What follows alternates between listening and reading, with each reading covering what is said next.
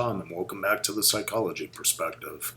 Today, I wanted to talk about a very famous presidential inaugural address made by Franklin Delano Roosevelt in 1933.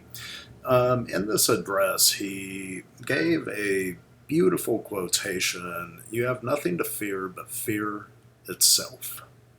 And even though he was talking about the economics of the time, this this quotation really strikes to a core of our general psychology as people in the way we move throughout life and the way that we begin to advance confidently towards the dreams that we set forth as being our ultimate vision. And so in psychology, we have really two aspects of self that continuously compete with one another. One is the aspect of the self that we promote to the world. And so here I talk to you within a professional capacity. As being a practitioner of psychology and a psychotherapist. And there's also another aspect of self, and it's that self that is part of the vision that we create, oftentimes in our head, but really psyche within itself is not isolated within the head. The visions that we create have to be heartfelt. They have to move us at a soulful level. And so this is really us beginning to get in the rhythm of life and the rhythm of our own life.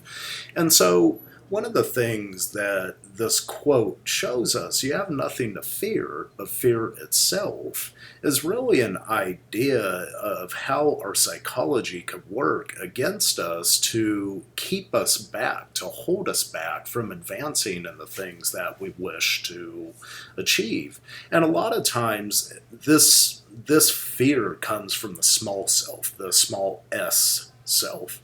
Versus the big S self or capital S self.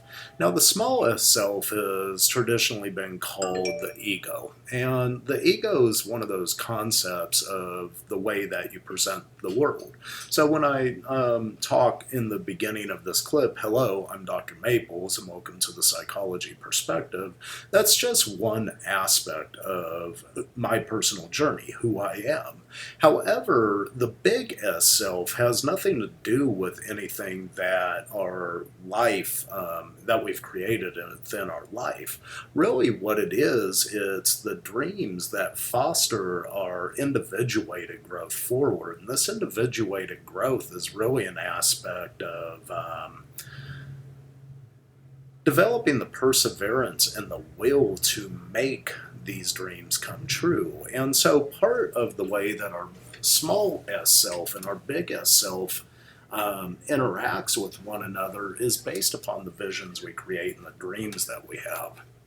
And so in the last few segments, I've really explored the idea of making space as a means to fill in the to fill in our life with something greater, something of greater purpose.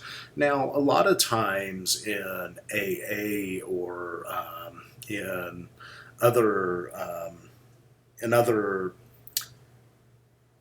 rehabilitative programs, they talk about the need to adopt a higher power, a higher concept. And part of this ideal is really to adopt a higher vision of one's self. Now, when AA talks about turning it over to a higher power, they don't talk about what God or what a higher power is. They just speak to adopt a higher power. Now, AA is very steeped in religion, with historically.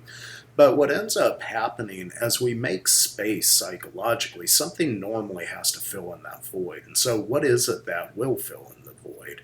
Well, in this essence, when I look at the construct of President Roosevelt's quote, "You have nothing to fear but fear itself," fear could seep in. Fear of the unknown, fear of moving towards a dream that's pulling you.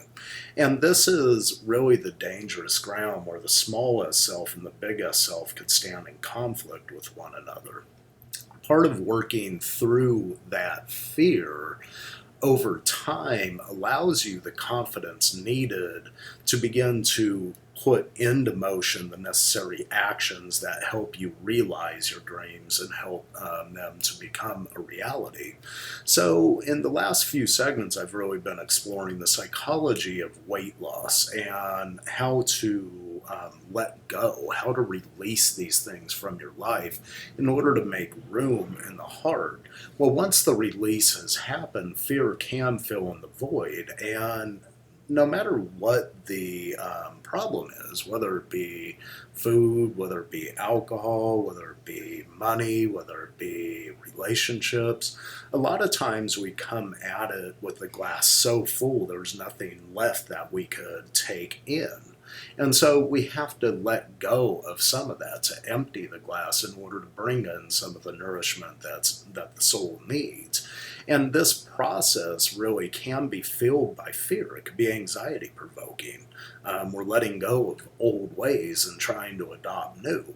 Well, what comes into the new ways? Well, is it going to be scarier than the ways that were there in the past? I don't know. It's really up to each individual. And so part of it is an experiment.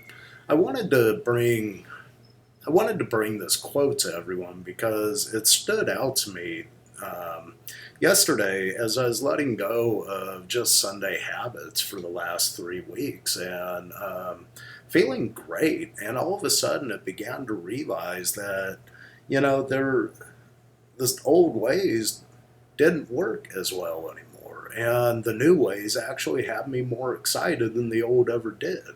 And so now, did I create a new happiness habit? This is the way our psyche grows in unison with the person that we're creating, that big S self, versus the small S self that really has held us back in the past. And so I welcome any comments any reflections, anything that individuals want me to post about. I'm more than happy to answer questions also. Until next time, I hope you advance confidently in the direction of your dreams, and we'll see you then. Bye.